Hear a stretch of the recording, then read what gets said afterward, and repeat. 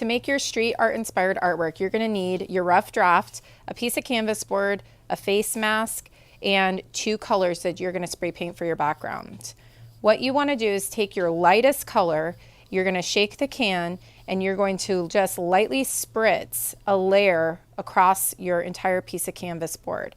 Make sure that you are stopping past the edges of the canvas board, not stopping right on the edges. That way you'll get a nice even coat. You want to hold the can about 6 to 8 inches away from the board, and you may need to do a couple different layers until you get an even spray of paint. Once you've finished your lightest color, you want to wait a minute or 2 for it to dry, and then you're going to take your darker color, and starting at the bottom, you're going to create an opaque layer over the lighter color, and then you want to angle your can up so you're getting more distance from the canvas board to have that color fade out.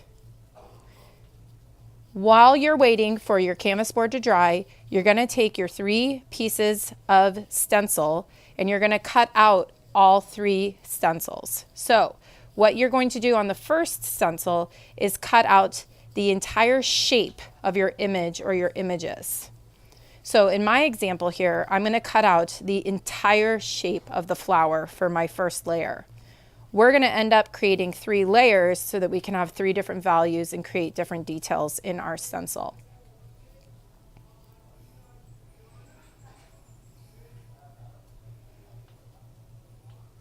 Once I'm done cutting out the first layer, so and again in my example it's the entire flower, I'm ready to cut out my second layer.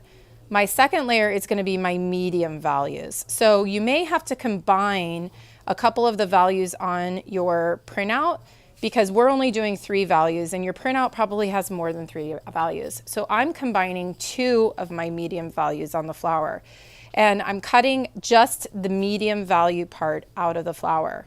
I'm going to repeat this for all of my flowers, cutting out the exact same parts of each flower.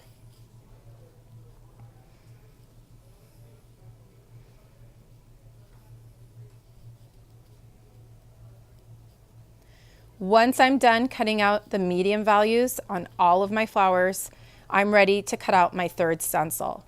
My third stencil is going to be my darkest value. So I identified where my darkest value is on my flower, and then I'm going to cut out the same shapes on all of my flowers for my third darkest value.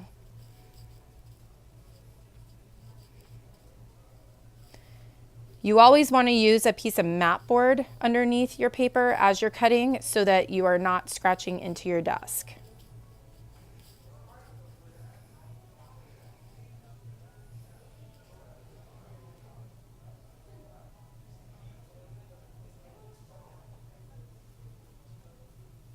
Once I have cut out all of my stencils, the next thing that I want to do is Mod Podge my black and white photo onto my dry piece of canvas board.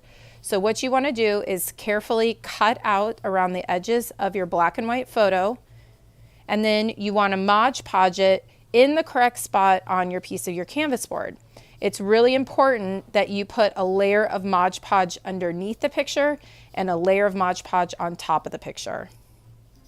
Once you're done with your Mod Podge, you'll be ready to spray paint your stencils.